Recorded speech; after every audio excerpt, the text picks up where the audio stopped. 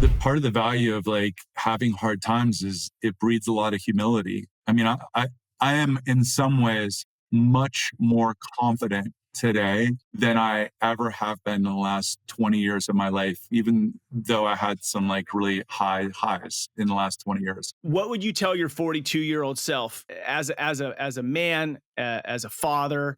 What are the things you would go back and tell yourself as you're, thinking about being, stepping into the 50s? I think one certainly is take care of yourself. And so I'll just tell you, like people ask me, I was on a podcast and this guy thought he was setting me up to give a great FloWater plug. And he's like, if there's one thing that anyone could possibly dial in their life, what is that? And he's like prompting me for water. And I'm like, number one is sleep, man.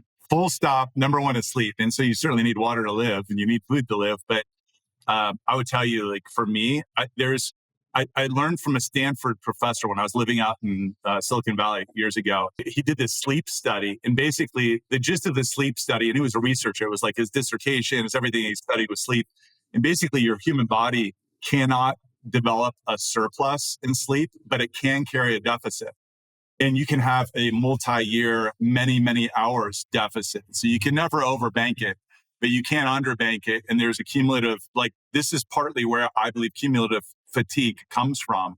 It's not just the decision-making context that a lot of people use it in. And so that was number one. I mean, I used to, like when I was in my early 40s and we were starting FloWater, I was doing all-nighters regularly, like one night a week, working with manufacturers, I was doing all-nighters, no problem. I'd sleep 3, 4, 5 hours was a good night of sleep. And I was also CrossFitting all the time. I was running, I was doing marathons. I was in pretty good shape 10 years ago.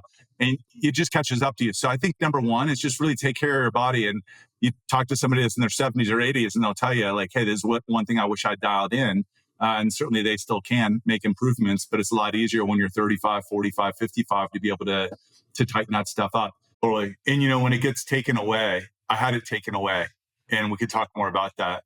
But when it gets taken away, you realize how precious it is. I spent 3 years fighting for being able to carpool on a Tuesday night. And we might talk about that a little bit more later. But more than anything in my life, I was desperate to have that Tuesday night carpool and have the kid conversation on the way home from school about why they had a crappy day. And I wanted to be the dad that was there for that, not just the dad that was there for the weekends. And so yeah, totally get it in terms of trying to balance it, but then also you want that time to last. And then also sometimes it's just hard. Like it's hard, like anything. I mean, anything rewarding ends up being hard. And I'm not diminishing that either because I know it's a struggle and I remember what that's like. Well, let's just lean into that right now because I think some dads struggle with, gosh, like, man, my life is not about me anymore, which is, yes, accurate and true. Other than exceptions like Peter Butter Falcon, I'm not highly, I'm very passionate, but, I don't get really emotional. I mean, I shed more tears during that period of 3 to 5 years than I have any other period in my life combined. And it was very eviscerating for me.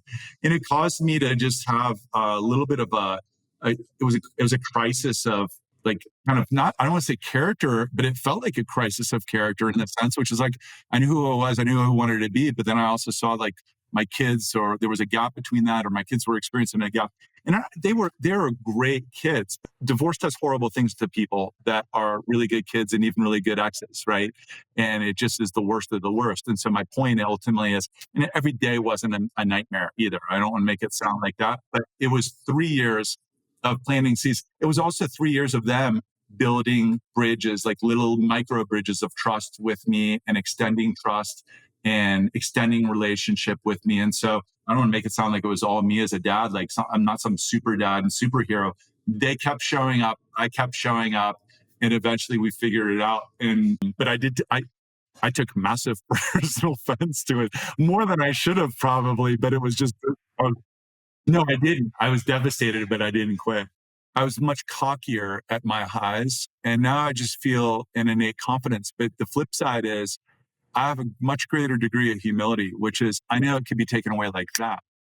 And also, I know as good as I think I am, and I'm like decently talented, like I'm not trying to be like self-pejorative, self-deprecating, but I will not be self-promoting in the sense that, yeah, I'm decent. But there are so many things that have to happen. Teammates, colleagues, investors, strategic partners, people overseas that are working with us in manufacturing. There's so many things that have to go right for this to work, that I'm just one part of this process, and it can all get taken away. And so I have a lot more humility, but part of that humility has come from, going through hard things. I mean, maybe that could be everything that I shared from a personal front. It could be almost losing my company multiple times and being hours away from bankruptcy during COVID, right after we were high flying in 2019. And we're kind of like a darling in the hardware tech space. And then I had my ass kicked there through COVID. And so I think it's the benefit. Like, we should use the hard times as it's a gift to us,